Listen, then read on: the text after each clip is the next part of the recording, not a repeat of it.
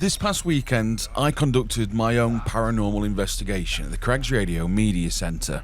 That itself doesn't sound scary, however, the building is over 100 years old and has a lot of history. Initially, my investigation would happen live on TikTok, but to hope to capture more evidence, I would set up 2 GoPros, one here in Studio 2, or known as the Attic, and the other in our office. Now, disclaimer, I am no pro ghost investigator. In fact, this is probably the first time I've ever done it on my own, with all the gear, no idea. The idea to do an investigation stems from a lot of our presenters claiming that they've seen or felt a presence in the building. So the investigation's finished, I've come home and I'm now checking the GoPro footage. Now, annoyingly, there's something that just didn't go right. Like a numpty, I was walking around with an infrared light, but never once thought about putting one on any of the GoPros. So as soon as I turned the lights off, we were in absolute darkness.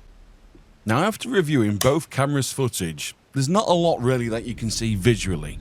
However, sound-wise, there is a few things. So before I show you what I think I've found, I want you to listen to these sounds.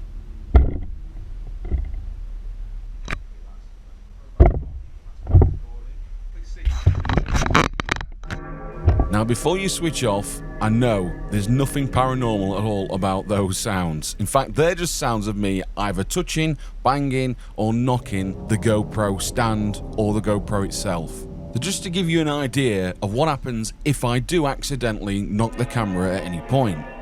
But then there's this. Let me turn the volume up slightly on this little clip. Listen closely. Now you can clearly see me stood to the left there with my phone. I'm pointing the camera, looking down at the table where I've got a variety of instruments, hoping that there's some interactivity from the spirits. However, there's that little click. Now, something that I did pick up on is that there was a lot of references through the Alice box in regards to movies, action, camera, film, scripts, just a few words, for example, that came through the Alice box. It's almost as if they were conscious that I was filming them. Now, the clicks didn't just happen once, they happened a couple of times, at different volumes. There's another. And this one, I'm not even in the room when it happens. So I'm not really sure what that was. The other thing that I have found, towards the end, getting closer to midnight, activity seemed to pick up, particularly in the attic. At one point, I left the Alice box up there, I left a teddy, an EMF meter, and a flashy ball. Now, whilst I carried on with TikTok downstairs, EMF meter reacted. That was the first and only time that we ever saw the EMF meter go off, apart from this instance. So later on, I came upstairs into the attic and the Alice box shouted out "seat." So I don't know if that was somebody telling me to sit down, so like a fool, I did. And as I did, this happened. Can you see the flashy ball? That's only responding to being moved or knocked. The EMF meter starts to flicker as well, but then stops. Now, I'm a skeptic. I don't believe in the paranormal at all, but I want to believe, and I do feel genuinely there's something in this building trying to communicate with me. We had a lot of names come through the Alice box, but who is it that is trying to interact with me? Very surreal experience. So much so that I think we need to continue this further.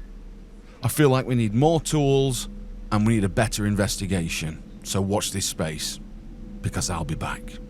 Now there's just one last thing that I want to show you.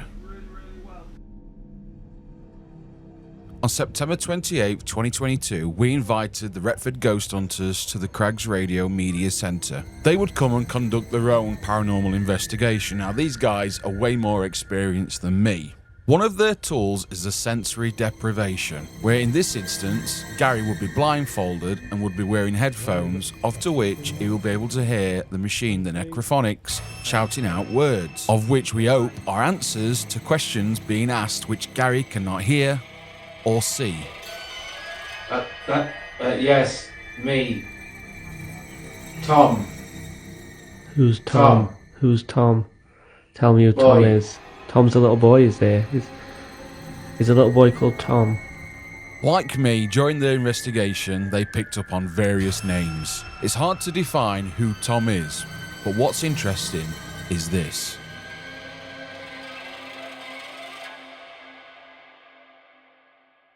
If you could shout your name out, that'd be great. But if not, try and communicate through this machine that I have in front of me. Tom. Tom. First bloody word. I don't know who or what is haunting the Crags Radio Media Centre. However, I do know somebody is trying to communicate with me. What happens next, you might ask? Well, I can tell you, I won't be leaving it there. I will be back, and we will find out who and what is trying to communicate with us.